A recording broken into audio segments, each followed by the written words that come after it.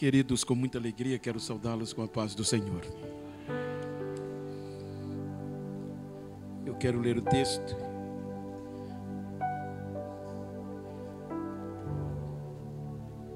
Capítulo 11 do livro dos Atos dos Apóstolos. Tem um texto que eu quero ler.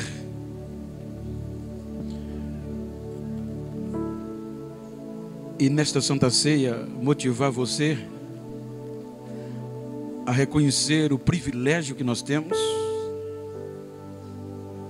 e a responsabilidade de, como gentios, manter a chama acesa. Capítulo 11 de Atos, versículo 19. Versículo 19 e 20 diz: eu estou usando a versão João de Ferreira, revista e corrigida. E aos que foram dispersos pela perseguição que sucedeu por causa de Estevão, caminharam até a Fenícia, Chipre e Antioquia, não anunciando a ninguém a palavra, senão somente aos judeus. E havia entre eles alguns varões de Chipre e de Cirene, os quais, entrando de Antioquia, falaram aos gregos, anunciando o Senhor Jesus. E a mão do Senhor era com eles, e grande número creu e se converteu ao Senhor. Versículo 22.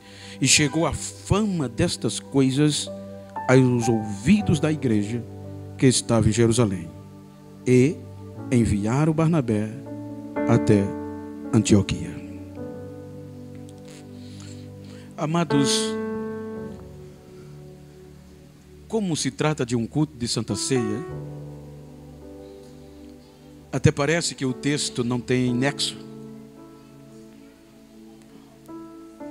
Mas quando nós lemos capítulo 10, 11, 12, 13, até o 15 de Atos dos Apóstolos, encontramos uma revolução espiritual protagonizada por quem nem os próprios judeus acreditavam. Os irmãos hão de convir que Cristo veio para Israel. O objetivo principal, restaurar os seus. Até porque quando Jesus entra no cenário, havia uma segregação acirrada entre os próprios judeus, religiosos, helenistas, sobretudo samaritanos. Além de todas estas segregações, ou segregação, havia o povo que pela religião do judaísmo era massacrado, ou melhor, nem considerado era, chamado pagãos, chamados gentios. Porque este povo não fazia aliança, não fazia parte da aliança com os judeus por intermédio de Abraão. Então, naquele período intestamentário, tendo em vista que o contexto religioso se politizou, e agora já não era Deus mais o alvo principal, mas o bem-estar, sobretudo na cúpula que regia a lei. Então, com o advento da popularidade de Herodes, para angariar conceito entre os judeus, ele reforma o templo de Zorobabel. E como este templo de Zorobabel foi feito de um projeto arquitetônico incrível,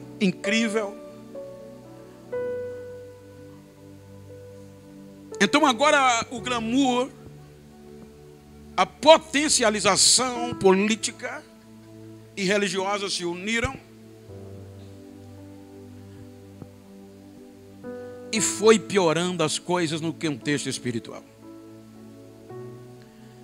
Porque a Bíblia diz, e a história, que os gentios eram tão desprezados, que o próprio Paulo diz que havia uma mureta, uma parede, em uma parte do templo. Por exemplo, quando você observa do Monte das Oliveiras a Jerusalém, a primeira coisa que você vê é o templo, ou a base aonde ele era construído por Herodes. É como você pegar uma melancia e planar metade de uma melancia, de canto a canto. Foi o que ele fez no Monte Sião para fazer o templo. Então, mesmo sem o templo hoje, só a plataforma já te chama a atenção pela coragem e a ousadia que ele teve. Mas com tudo isso ele montou, ele fez primeiro o pátio das mulheres, o pátio dos homens, o pátio dos sacerdotes.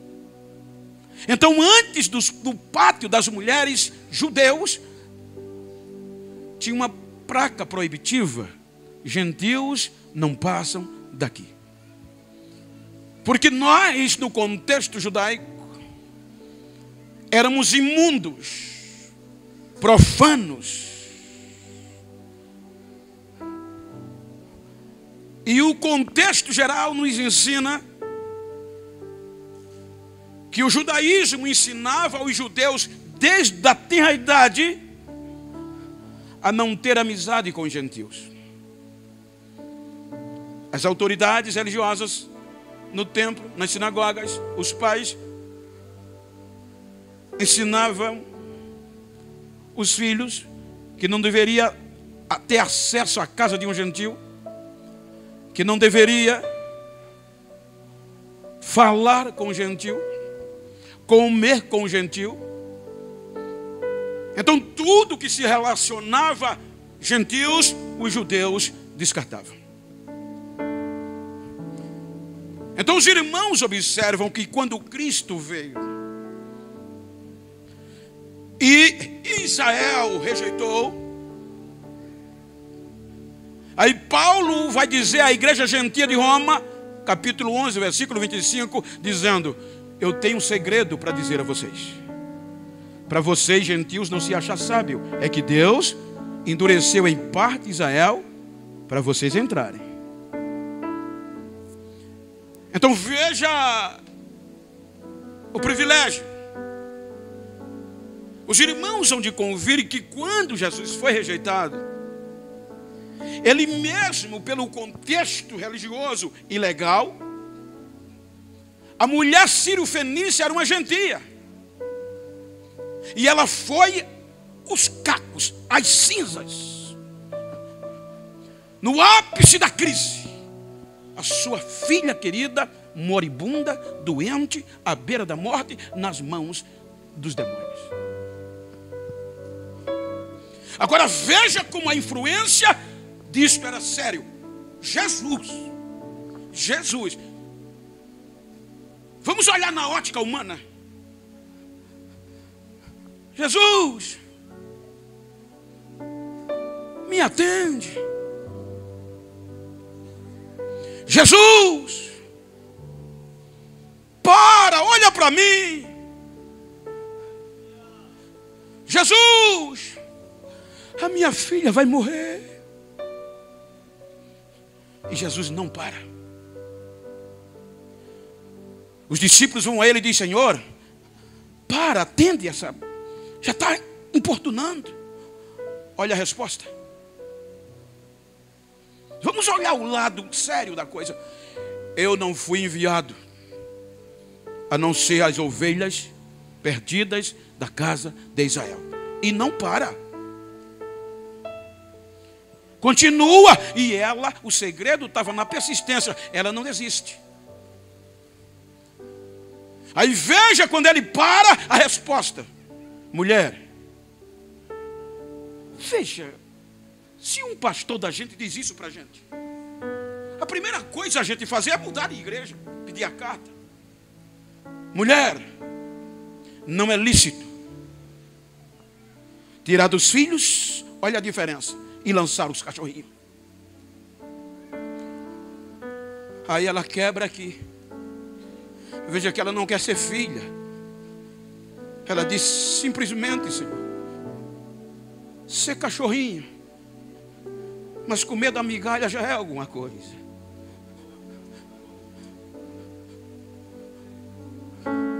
Aí Jesus diz, é diferente. Nem em Israel. Olha a diferença, gentil e judeu. Nem em Israel eu vi tanta fé. Você vê que Jesus, quando chega para a mulher samaritana, foi um absurdo para os discípulos. Está escrito, e quando está escrito é ênfase. Então Jesus, com todas as restrições, mas os irmãos vão ver que no seu ministério, poucos gentios foram alcançados. Só os que se destacavam na persistência da fé. Porque ele veio para um objetivo, os judeus. Está escrito. Jesus passa 3 anos e meio com aqueles 12 discípulos. E como foi lido aqui esta noite, devocionalmente falando, 100% das suas mensagens estava baseada no amor. E não só a sua mensagem, mas a lei também estava baseada no amor. Amar o Senhor, teu Deus, e ao próximo como a ti mesmo. Então ele pautou todo o seu ministério nisso.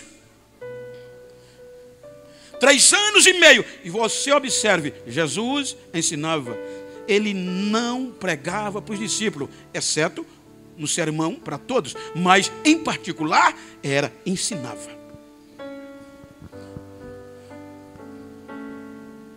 Então agora os judeus vão matá-lo, como fizeram com todos com quanto Deus enviou. Agora os judeus afugentam os seus discípulos. O enraizar prevalece. Jesus é crucificado.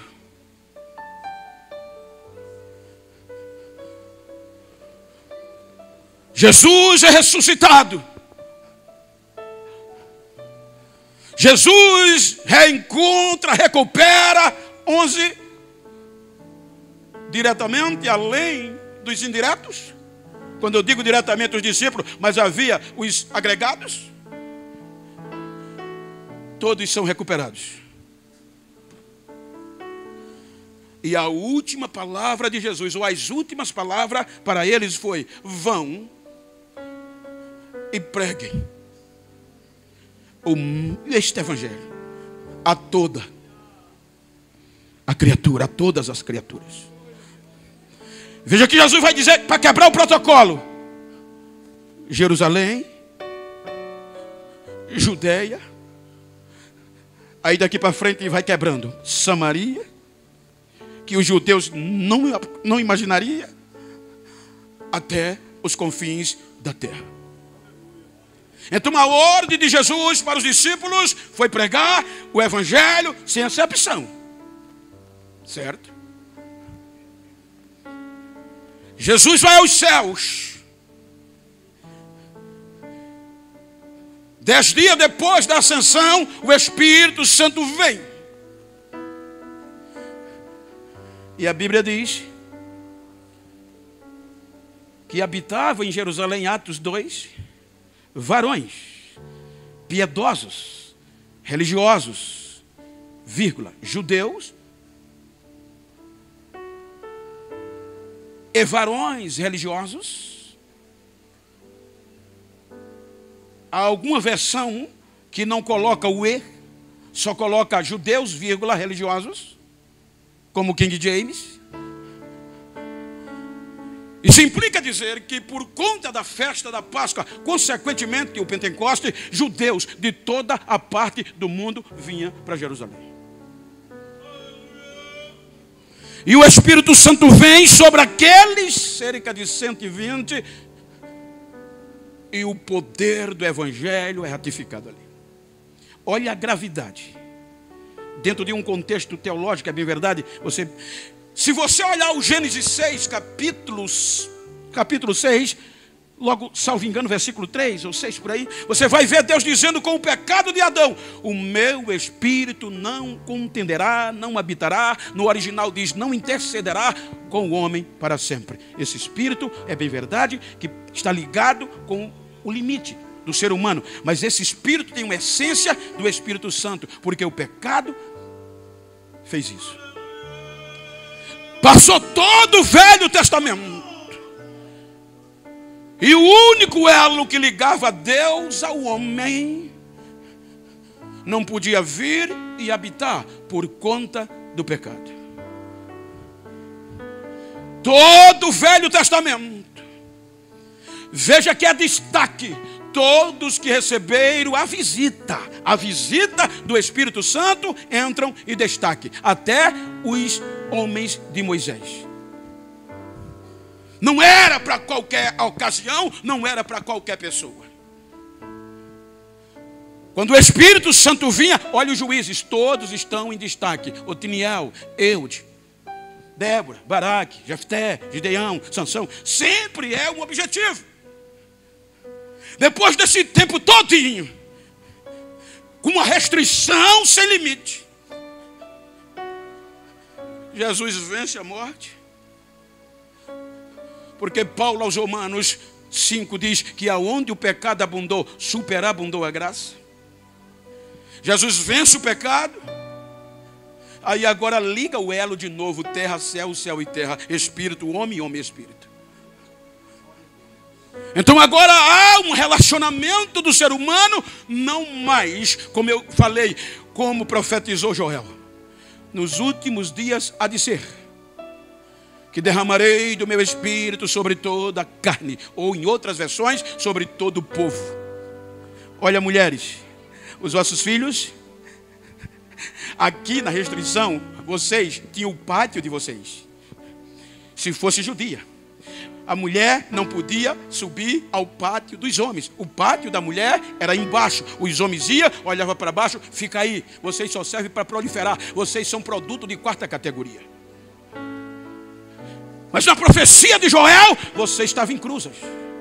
Vossos filhos, vossas filhas,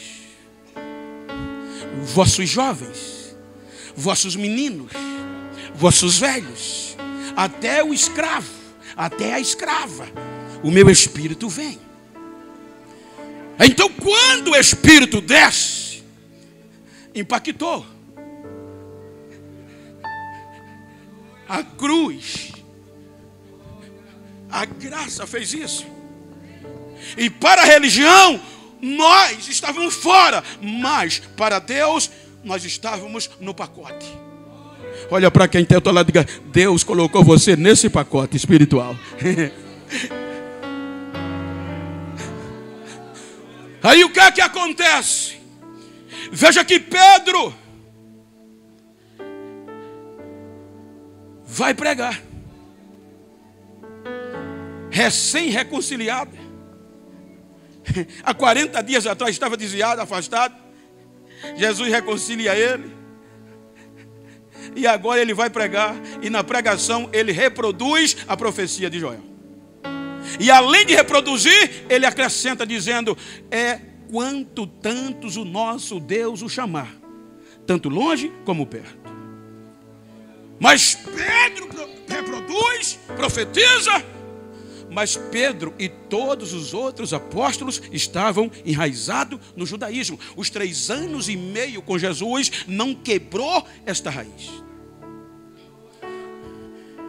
Eu já ouvi de algumas pessoas, isso é tão grave, quando uma criança é catequizada, há quem diga que é um ciclo de 20 anos, se você quer impregnar ou mudar o entendimento de uma geração.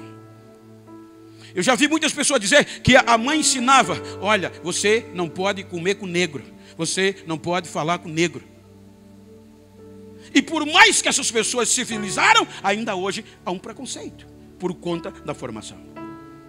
Então veja que Pedro e os apóstolos viram, receberam a ordem de ir a todo mundo, a todas as pessoas, mas não foram, por conta do judaísmo. Então a igreja em Jerusalém, cheia do Espírito Santo, e Jesus salvava todos os dias. E há quem diga, em um contexto histórico, que quando um gentil se aproximava e aceitava, eles jogavam para longe. Para onde? Para a Turquia. E a Antioquia fica na onde? Na Turquia. Eles mandavam para a Antioquia, para se afastar. Os apóstolos, a convenção. Aí quando Pedro estava no ápice, ressuscitou uma mulher, enfrentando a fúria da religião dos judaísmo. Aí está em Jope, e é perto de Jope para Cesareia Marítima, não é longe, é perto. Lá em Cesareia estava um gentil que não tinha direito a entrar no templo, que não tinha direito a adorar, que estava na restrição, mas era bom, orava, e até antes de Jesus a oração não subia, mas depois de Jesus a oração subia. Aí 3 horas da tarde em Cesareia, o anjo vai, e ele vê um anjo e se assusta, e o anjo diz: a tua oração foi ouvida nos céus. Para um gentil.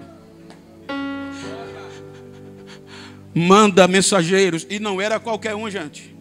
Era um centurião do contexto nobre da corte italiana. Era gente da alta. Manda mensageiro chamar a Simão, que tem por sobrenome Pedro, e deu o endereço. Ele está em Jope. Ele está na casa de Simão, o curtidor. Chama ele e ele vai dizer o que é necessário para você. Enquanto Cornélio se preparava para mandar, aí a voz vai a Pedro lá em Jope. E Pedro estava em consagração. Meio-dia da fome, mas a comida não estava pronta. Aí ele sobe para o terraço, aí é arrebatado em pensamento, em espírito. E naquela visão, vai descendo do sol um lençol, em algumas versões chama jarro, mas o lençol amarrado pelas 4 pontas, e olha o que estava dentro do lençol ou do jarro. Todo tipo de peça-rim para os judeus. Todo tipo de animal imundo e profano. Aí pela primeira vez a voz diz: Pedro, levanta, mata e come. Mas o judaísmo estava dentro. Não, Senhor. Veja que era superior. A resposta diz: não, Senhor. Eu nunca coloquei na minha boca nada imundo e profano. Aí Deus insiste: Pedro, come. Aí o texto diz: a segunda vez Pedro disse: não, Senhor. Aí a Bíblia diz que a voz vem a terceira vez, e Pedro pela terceira vez disse: não, o lençol é recolhido. Pedro rejeitou. Aí Deus insiste e diz: está chegando 2 varões. Vou usar o nosso contexto, e mesmo sem você querer, você vá com ele a Cesareia, que tem um gentil lá.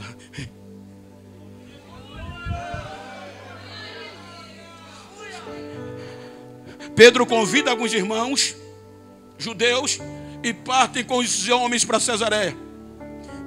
Quando ele chega em Cesareia, primeira coisa que ele pergunta: Cornélio, por que mandasse me chamar? Conta o motivo.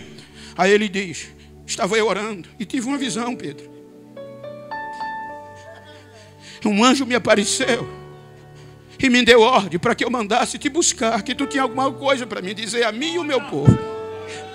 E todos estamos aqui, ansiosos, prontos para ouvir tudo quanto por Deus te é mandado. Olha a resposta de Pedro. Você sabe, Cornélio, que a nossa lei, olha, a nossa lei não permite entrar na casa de gentio e nem falar com vocês. Mas foi Deus que me mandou. Ele foi porque foi Deus, gente. Foi Deus que me mandou. E ele começou a falar de Jesus. Nem ele esperava o que a pregação ia fazer. Ele estava pregando uma mensagem para cumprir a tabela. Mas enquanto ele pregava, o Espírito Santo, que tinha descido só para judeus, agora pelo poder da graça e do sangue, enche Cornélio, enche a casa de Cornélio, enche os amigos de Cornélio. E os irmãos que foram com Pedro ficaram sem palavra. E Pedro gritava: agora eu sei que Deus não faz acepção de pessoas.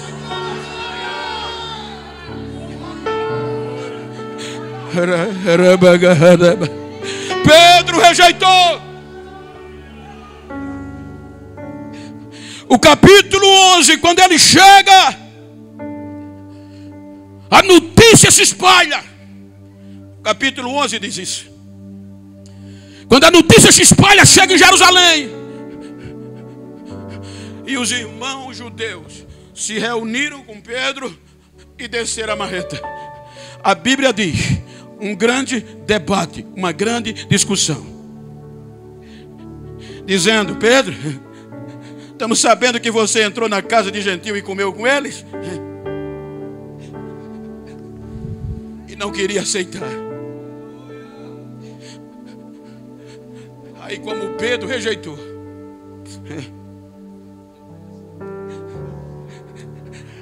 aí Jesus vai a Paulo. O que Pedro rejeitou, Jesus vai dizer a Paulo: agora é com você. Você agora é um vaso escolhido para levar a minha mensagem aos gentios. Olha como ele investiu na gente. Ele fez um homem importante, orgulhoso, se converter para levar a palavra até nós. Porque Pedro rejeitou por conta da fixação do judaísmo. Aí os irmãos vão observar que Pedro convence, mas não são aceitos. Tiago, o presidente, os apóstolos e os irmãos não aceitavam os gentios. Querem ser crentes? Querem. Tem que cumprir a lei, tem que circuncidar. Porque o evangelho que a convenção prega é da circuncisão. É preciso cumprir a lei de Moisés. Aí olha o que a Bíblia diz na sequência. O texto que a gente lê diz que vem a perseguição de Tiago, de Estevão. E por conta da perseguição de Estevão, alguns irmãos desceram para Fenícia, para Chipre e para Antioquia. Olha, irmãos, crentes, falavam de Jesus só para judeus. Não queria nem se aproximar dos gentios.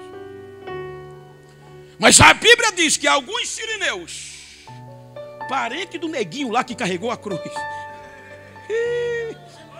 Pastor Zé Neco dizia que se fosse por ele todo preto era crente, né? Senhor Jesus gosta desse povo, ele dizia. Aí este grupo de libertinos, sirineu, de Chipre, agora resolve pregar aos gentios, que a Bíblia chama de gregos. E não é que deu certo? Sabe quem sacudiu o maior avivamento da história, que foi na igreja de Antioquia? Os gentios. A Bíblia diz que este grupo de gentios conseguiu, a gente leu, muita gente se convertia e a mão de Deus era com ele. E o que aconteceu? O fogo pegou em Antioquia. A sequência do texto diz que a notícia, o avivamento foi tão grande em Antioquia que chegou a notícia na convenção em Jerusalém. Aí foi B.O. Quando a notícia chegou em Jerusalém, Está escrito na continuação. Os gentios estão pegando fogo. Jesus está salvando, batizando. A cidade está virada de perna para o ar. Antioquia da Síria provocou uma reunião. Está escrito, nós lemos. Disseram, e agora, o que é que a gente faz? O fogo está caindo, ninguém pode discutir. O que é que a gente faz? Vamos mandar um pastor para lá. E a Bíblia diz que Barnabé era bom, cheio do Espírito e de fé. Nomearam na hora. Barnabé, você vai ser o presidente, vai ser o pastor lá de Antioquia. E a Bíblia diz que quando Barnabé chega lá, viu o estrondo, o poder, e viu que era bom. Disse, eita, o negócio aqui é mais do que eu pensava. Era bom, cheio do Espírito, cheio de fé, mas não era bom de oratória. Era rico, foi rico, fazendeiro, era bom de contabilidade. Aí quando ele viu, a Bíblia diz que ele reuniu os irmãos e disse, firme, não vamos desistir, é Deus que está fazendo. Aí a sequência diz, o que é que ele faz? Ele diz, agora eu vou para Tarso. Eu vou procurar Paulo. Esse negócio ele entende. Ele viu o fogo descer do céu, gente. Ele viu fogo descer do céu. Ele cai. Aí Barnabé diz, eu vou procurar Saulo. E vai para Tarso. Veja que a Bíblia diz que ele procurou. E só procura, só acha, ele achou. Achando, só acha quem procura. Quando ele encontra Saulo, eu vou conjecturar, ele diz, ai, graças a Deus que eu te encontrei. Eu vim te buscar para ser meu vice-pastor. Cidade de Antioquia está pegando fogo. E você é o caba certo para pregar. Aí veja que quando Paulo fala da visão, ele diz, há 14 anos atrás, eu tive uma visão, ou seja, uma visão que não sei no corpo ou fora do corpo, que não é digno contar, uma visão inefável. 14, no tempo do anonimato ele viu o que Pedro rejeitou, ele viu o céu por dentro. Aí Paulo diz, eu já sabia. Quando Jesus me chamou, ele já disse que eu ia para isso mesmo. Eu vou tocar fogo lá, vou com você. E deixa tudo em parte para Antioquia. Aí quando ele chega em Antioquia, só chamada faz isso, gente. Já pensou o pastor pregar um negócio aqui, você pregar outro lá? A Bíblia diz que um ano inteiro Paulo pregava. E o que era que ele pregava? O evangelho da incircuncisão. Ele dizia, precisa circuncidar não. O evangelho que Cristo mandou pregar para vocês é o evangelho da graça, da fé. Para ser cheio de Deus, não precisa cumprir a lei. Enquanto a convenção pregava a circuncisão, ele pregava a incircuncisão. E a Bíblia diz que esta notícia chegou na convenção. O que é que a convenção faz? O que é que os nossos irmãos Tiago e Pedro faz? Reúne um grupo de irmãos e diz, vão lá. Não deixa ele saber que vocês são crentes não. Vão para os cultos e vejam o que é que ele está pregando. Aí ele diz, alguns falsos irmãos intrometia no meio da gente para ver o que a gente fazia e pregava e levava para Jerusalém.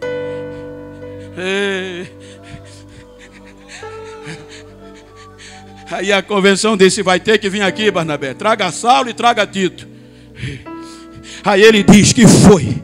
Aí ele diz que mesmo Tito não sendo, queriam se qualquer jeito circuncidar Tito só porque ele foi junto. Aí ele disse, nem por uma hora eu deixei ser convencido. Ele não aceita, gente. Aí ele volta com Barnabé para Antioquia. Capítulo 13. Olha o grupo que estava cheio. A Bíblia diz que tinha alguns profetas e doutores.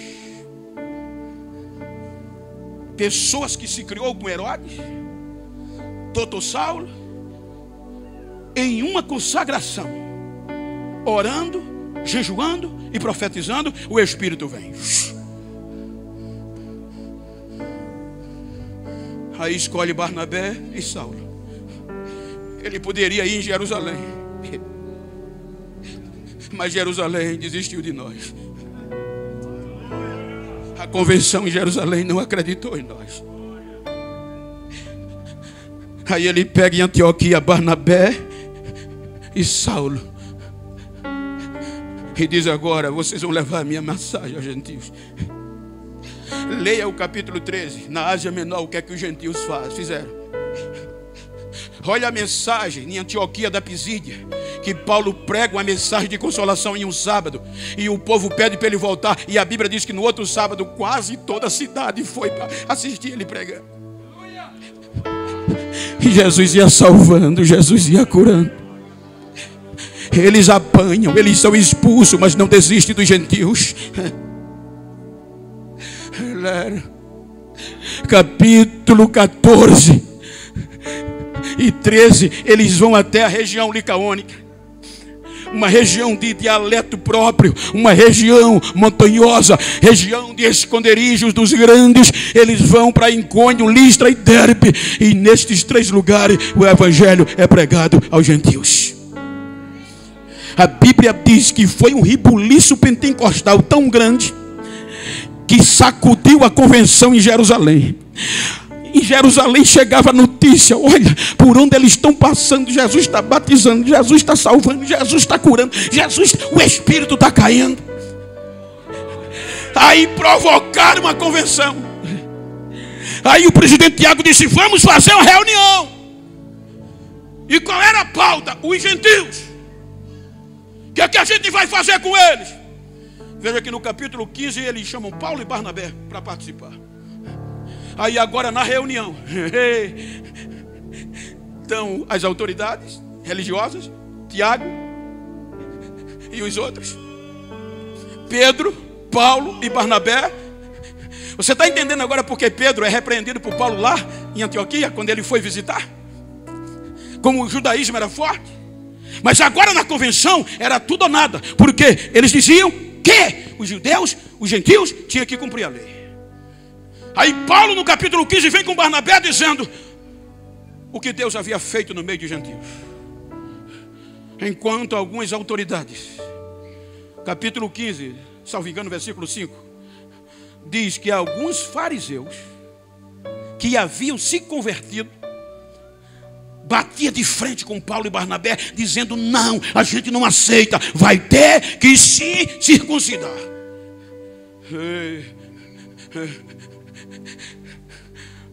O problema é os fariseus convertidos, ou mal convertidos. Bateram de frente para a gente não entrar, gente. E Pedro levanta, Paulo bate pesado, a ponto do presidente da convenção se levantar e tomar a palavra e dizer: irmãos, basta, questão de ordem. Eu bem sei o que os profetas falaram, o que Deus disse por meio deles. Eu tornarei a levantar a tenda caída de Davi. E quando eu levantar, todos, até os gentios, eu restaurarei a tenda, ou o templo, ou caído da casa de Davi. E quando a restauração vem, os gentios já estavam no pacote. Aí quando Tiago fala isso, o martelo é batido. Aí Tiago diz: pronto, está decidido. Voltem por onde vocês pregaram e digam aos gentios que não precisa cumprir a lei de Moisés. Se afaste do sufocado, se afaste do sangue e da prostituição, e podem pegar fogo. Agora o cadastro deles estão aqui, agora eles são aceitos. Olha depois do capítulo 15 quem é que protagoniza. Olha depois do capítulo. Olha os primeiros séculos da igreja, que não foram os gentios que suportaram. Olha no 5º século, que se não foram os gentios que espalharam esse fogo. Olha daí para frente, olha no século 17, século 18, século 16. Se não era gentil que protagonizava o valor da ceia e do avivamento. Porque eu estou querendo falar no valor do sangue e da cruz. As maiores mensagens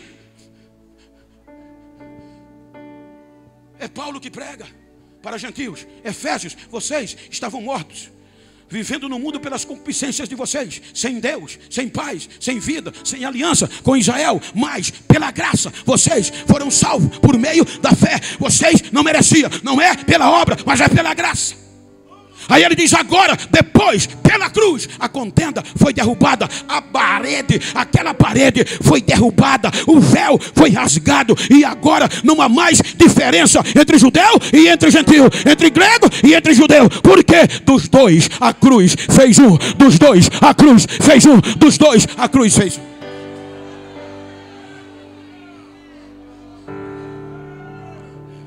Olha, século XIX.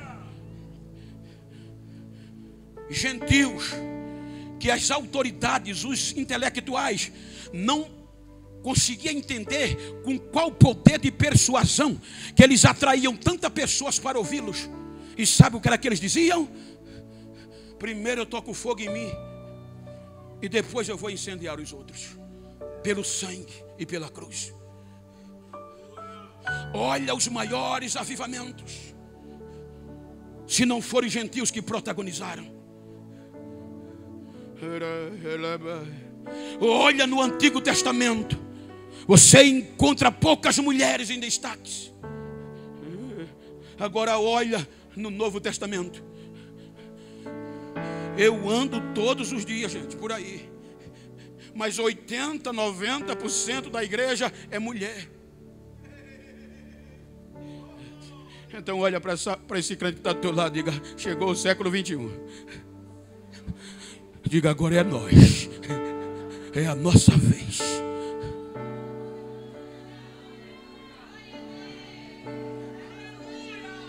Paulo disse no capítulo 10 e 11 de Romanos: não façam como os judeus fizeram. Olha o que é que ele diz que Deus fez. Ele diz: Deus pegou a oliveira brava, o zambujeiro. Por quê? Porque os ramos originais se quebraram.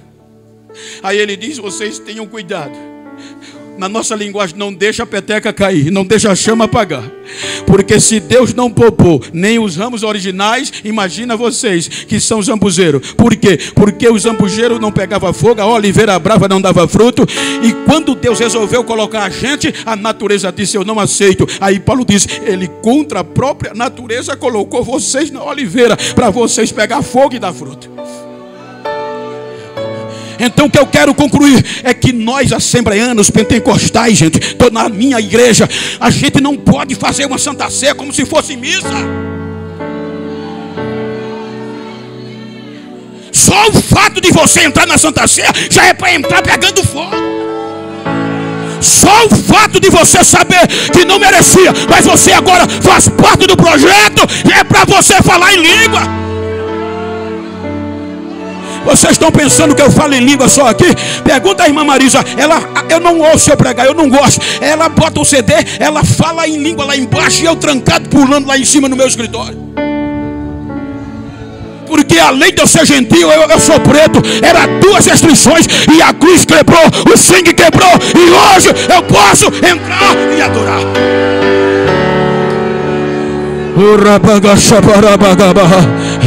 Olha para quem está ao teu lado, tu vai terminar essa Santa Ceia frio como chegou? Depois de saber tudo isso, tu não vai dar um glória a Deus, tu não vai dar um aleluia? E olha que eu não digo isso não, mas hoje eu estou sentindo, vai ter que pegar fogo. Olha aqui, ó. Olha ali, ó. Para onde você se virar tem mulher. Você já ouviu falar da Igreja Assembleia de Deus na Coreia do Sul? David Yong-Soo, ou depois David morreu. As mulheres na Coreia não são valorizadas. Quando o pastor David Yong-Soo foi orar a Deus: me dá uma estratégia para eu sacudir a Coreia do Sul com o teu poder, foi orar. Sabe qual foi a resposta? Usa as mulheres. Ele disse: não, senhor, a mulher aqui não tem vez. Aí Jesus diz: de onde eu nasci? Ele disse: de uma mulher. Quem me amamentou? Uma mulher. Quem me ensinou a dar os primeiros passos? Uma mulher. Quem estava ao pé da cruz quando todos os discípulos foram embora? As mulheres. Quem primeiro eu apareci quando eu ressuscitei e pregou a minha palavra? A mulher. Aí Jesus disse: então dá certo, vai na Coreia do Sul hoje, é 24 horas o fogo pegando. Então tem mulher aqui? Tem. Olha para essa mulher que está ao teu lado e diga: vamos sacudir esse negócio aqui hoje.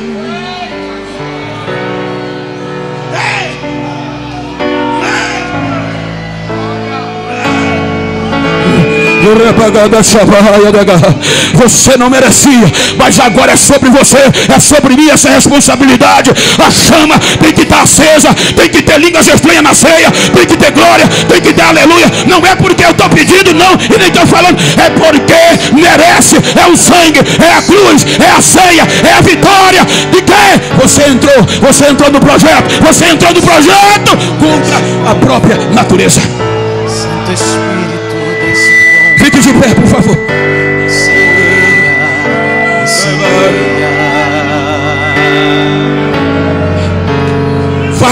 Vai. Espírito, desce como fogo. Vai. Santo Espírito, Provoca. Você não merecia. Não aceite ser crente frio.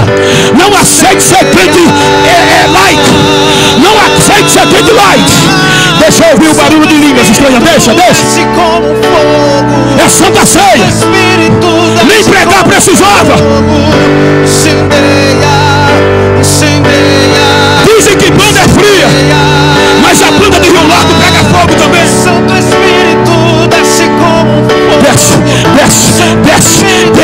Transforma essa Santa Ceia em Pentecostes. Desce.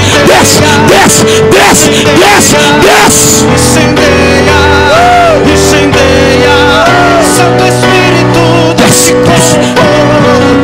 Santo Espírito, desce como fogo. Vai.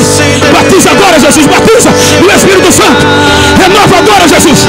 Batiza, Jesus. Renova agora, Jesus. Batiza as mulheres. Batiza o homem. Batiza, Jesus.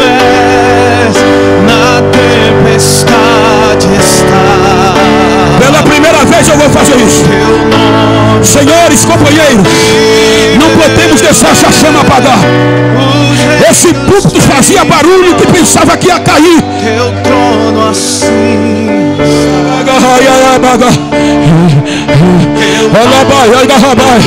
E o Pentecoste verdadeiro não é para pregar chave de carro nem de casa, é pregar a palavra.